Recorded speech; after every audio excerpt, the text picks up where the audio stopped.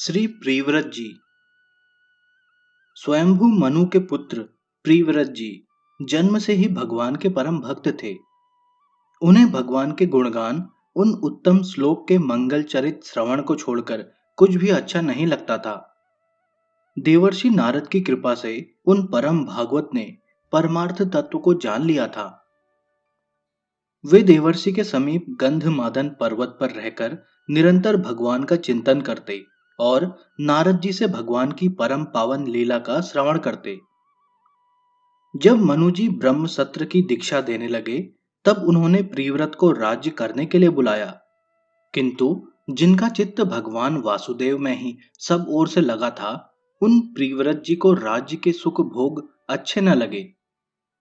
उन्होंने संसार के विषयों को विष के समान समझ लिया था।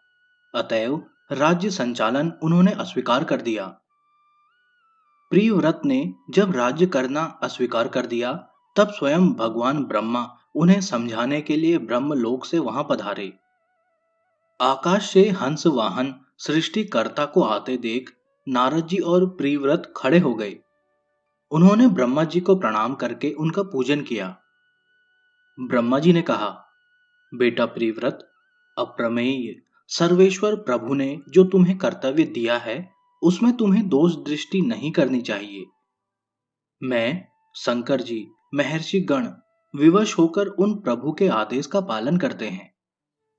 कोई भी देहधारी तपस्या, विद्या, योग बल, अर्थ या धर्म के द्वारा स्वयं या दूसरों की सहायता से भी उन सर्व समर्थ के किए विधान को अन्यथा नहीं कर सकता। उन प्रभु को प्रसन्न करना ही तुम्हारा भी उद्देश्य है। अतः तुम्हें उनके विधान से प्राप्त कर्तव्य का पालन करना चाहिए। देखो, जो मुक्त पुरुष है, उन्हें भी अभिमान शून्य होकर प्रारब्ध शेष रहने तक देह धारण करना ही पड़ता है। वे भी प्रारब्ध भोग भोगते ही हैं, किंतु जैसे स्वप्न में अनुभव किए भोग जाग जाने वाले को बाधित नहीं करते, वैसे ही वे प्रारब्ध भोग मुक्त पुरुषों को दूसरा शरीर नहीं दे पाते। रही घर में रहने और वन में तप करने की बात, सो जो प्रमत्त है, उनके लिए वन में भी पतन का भय है, क्योंकि उनके चित्त में काम, क्रोध, लोभ, मोह, मद, मत्सर ये 6 विकार लगे हैं। किंतु जो सावधान है, जितेंद्रिय है, आत्मचिंतन में लगा है, भगवत आश्रयी है, उसकी गृहस्थ आश्रम क्या हानि कर सकता है।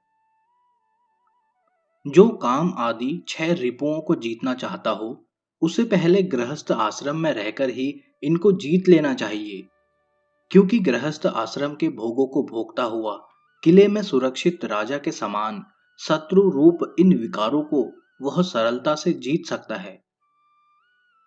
तुम तो कमलनाभ नारायण के चरण कमल रूपी गढ़ का आश्रय लेकर सभी विकारों को जीत चुके हो।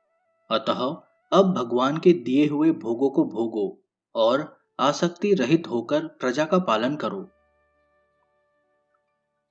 प्रिव्रत ने अपने श्रेष्ठ ब्रह्मा जी की आज्ञा स्वीकार की। लोक सृष्टा उनसे सत्कृत होकर अपने लोक को चले गए। प्रिव्रत नगर में आए। ब्रह्मा जी के इस उपदेश में आज के साधकों के लिए बहुत ही महत्व की बातें बताई गई हैं। किसी भी उत्तेजना या दुख के कारण घर का त्याग करना कल्याणकारी नहीं है। घर छोड़कर बाहर जाने से अधिक भजन होगा, यह भी मन का एक भ्रम ही है। जब तक मन में काम, क्रोध, लोभ, मोह, मद, मत्सर हैं, तब तक घर छोड़ देने पर पतन का भय ही अधिक है। इन दोषों पर घर रहकर जितनी सरलता से विजय पाई जा सकती है, उतनी बाहर नहीं। भगवान के चरणों का आश्रय लेकर भगवत नाम का जप करते हुए, कर्तव्य का पालन करते हुए घर रहकर ही इन दोषों को जीतना चाहिए। इन शत्रुओं से बचे रहने के लिए घर सुरक्षित किला है। जो घर में इन दोषों से घबराता है, उसे जानना चाहिए कि बाहर उसकी कठिनाइयां और बढ़ जाएंगी। दोषों को बढ़ने के लिए बाहर अधिक अवसर मिलेगा। ब्रह्मा जी की आज्ञा मानकर प्रिव्रत राजधानी में आए। उन्होंने राज्य और गृहस्थ आश्रम स्वीकार किया। प्रजापति विश्वकर्मा की पुत्री बहिर्षुमति से उन्होंने विवाह किया। उनके 10 पुत्र और एक कन्या हुई। प्रियव्रत संपूर्ण ब्रह्मांड के स्वामी थे। उन्हें यह अच्छा न लगा कि आधी पृथ्वी पर एक समय दिन और आधी पर रात्रि रहे। मैं रात्रि को भी दिन बना दूंगा, यह सोचकर अपने ज्योतिर्मय दिव्य रथ पर बैठकर वे सूर्य रथ की गति के समान ही वेग से रात्रि वाले भाग में यात्रा करने लगे। इस प्रकार 7 दिन रात्रि वे घूमते रहे और उतने काल उन्होंने पूरे भूमंडल पर दिन के समान प्रकाश बनाए रखा।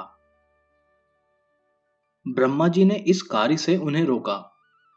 उनके रथ के पहियों से ही 7 समुद्र बन गए। उन समुद्रों से घिरे एक एक द्वीप का अधिपति उन्होंने अपने एक एक पुत्र को बनाया।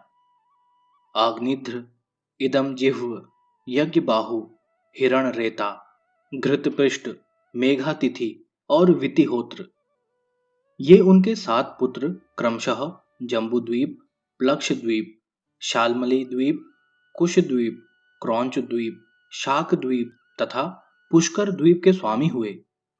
कवि, महावीर और सवन, ये 3 पुत्र आजन्म ब्रह्मचारी आत्मवेत्ता परमहंस हो गए। इतना बड़ा अखंड साम्राज्य, पूरे भूमंडल का ऐश्वर्य, पुत्र पुत्री, स्त्री आदि समस्त सुख और स्वर्ग आदि लोकों के लोकपाल भी उनके मित्र ही थे। किंतु भगवान के परम भक्त प्रियव्रत को इन सब का तनिक भी मोह नहीं था। उन्हें लगता था कि व्यर्थ ही मैंने यह प्रपंच बढ़ाया।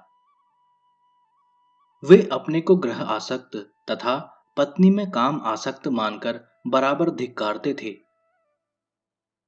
पुत्रों को राज्य देकर वे संपूर्ण ऐश्वर्य का त्याग करके फिर गंध मादन पर नारद जी के पास चले गए।